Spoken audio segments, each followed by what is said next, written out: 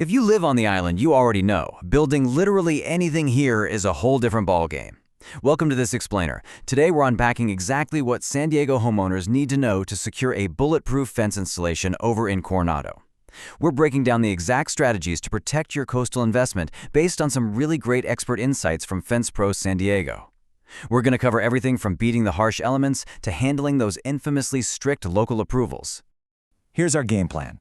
We'll start with the coastal hardware secret, move on to Coronado's neighborhood rules, break down what makes a bulletproof fence bid, and wrap up with the legal side of things, neighbors, property lines, and licenses. Let's get into it. So, here is the million-dollar question you've got to ask yourself before spending a single dime. Is your new fence actually going to survive Coronado's salt air? I mean, you've got the Pacific Ocean on one side, San Diego Bay on the other. Almost the entire city is sitting right in the salt spray. Standard hardware? Yeah, it doesn't stand a chance here. That relentless exposure means your hardware choice isn't just some minor upgrade. It's literally the foundation of the whole project. Let's start with Section 1, the coastal hardware secret. It's all about the specific metal that's going to keep everything holding together. This is exactly why you absolutely must demand Type 316 marine-grade hardware for your fasteners, hinges, and latches. Why? Well, Type 316 contains molybdenum, which basically gives it a superpower against chloride. It makes it incredibly resistant to the salt. On the flip side, if you use standard Type 304 stainless, you're going to start seeing ugly pitting in just a few years in this environment. And oh man, if a contractor tries to sneak in plain zinc-plated or standard galvanized parts, no way. Those are going to rust out and corrode incredibly fast near the water. Which brings us to a huge red flag when you're looking over bids. The source gives a great warning here. A vague line such as stainless hardware included isn't enough. You know what I mean? You really need to make sure every single bidder identifies the exact hardware by material. They've got to specifically name Type 316 for every fastener, every bracket, and every gate component. Honestly, if it's not explicitly written down in the contract, you're just not guaranteed to get it. Period. But hey, it's not just about the new shiny materials, right? It's about the old bones of your fence, too. Before quoting a brand new panel, your contractor needs to do a deep dive on your existing posts. A good chunk of Coronado's homes were built way before the 1980s, so those posts might have been sitting in the dirt for decades. Slapping a beautiful new panel on a leaning, unstable post is basically just putting expensive lipstick on a decaying pig. They need to check for post movement, verify gate alignment, look for existing corrosion on the fasteners, and really inspect that wood right at the grade level. Moving right along to Section 2, Coronado Neighborhood Rules. Now that our hardware is locked in, let's look at the map and see how your specific address totally dictates the rulebook. The big takeaway here is that a contractor can't just run out and order materials on day one.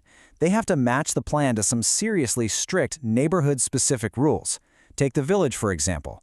If your fence is visible from the street, you might be facing a Historic Resource Commission review. That means you might be restricted to traditional wood pickets or period-appropriate wrought iron instead of solid contemporary panels. Down in Coronado Cays, water-facing lots have their own HOA architectural standards for sightlines. And in Coronado Shores, you're navigating written property manager rules, especially around common areas and pool barriers. If you've ever dealt with a strict HOA, you know for a fact you do not want to mess this step up. Because of all this red tape, rushed bids can turn into massive, expensive headaches. Seriously, never just assume your contractor is handling the approval paperwork automatically. Your proposal needs to explicitly name exactly who is responsible for checking these design requirements and who is preparing the documents for the city or the HOA. A pro should never order panels first and ask questions about design reviews later. That's just a recipe for disaster. All right, Section 3, the bulletproof fence bid. Let's transition from neighborhood rules into exactly what needs to be baked into your contract to protect your wallet. A dependable price is a detailed, written price. Just tossing out the total fence length? That completely misses the actual scope of your project. And a single lump sum with a generic material name doesn't tell you what you're actually buying. A rock-solid bid needs the exact start and end limits clearly defined. It needs those Type 316 coastal hardware specs written out. You also need the exact material profile, finish, and color, plus details on how they're handling damaged posts, who pulls approvals, and, crucially, how they'll protect your existing landscaping and irrigation when they start tearing things down. Oh, and you definitely need to nail down the change order process for hidden damages. Beware of allowances. Say the proposal includes an allowance for hidden conditions, like hitting a giant underground tree root or discovering completely rotted footings. You've got to ask right then and there what happens when that allowance is exceeded. Getting the change order process crystal clear before the first shovel hits the dirt ensures you won't get blindsided by massive surprise fees later on. And finally, Section 4, Neighbors, Lines, and Licenses. Buying the fence and vetting the materials is honestly only half the battle. Let's unpack the legal side of things. First up, check their license. Make sure your professional's record matches the exact name on the proposal using the California Contractors State License Board, the CSLB. Keep in mind, a C13 fencing classification perfectly covers constructing and repairing standard fences and gates, but it specifically excludes masonry walls. So if your project involves block or stone, you might need a different qualified pro. Also, remember that a contractor measuring for a bid is not conducting a property survey. Any property line disputes, those have to be totally resolved before demolition even starts.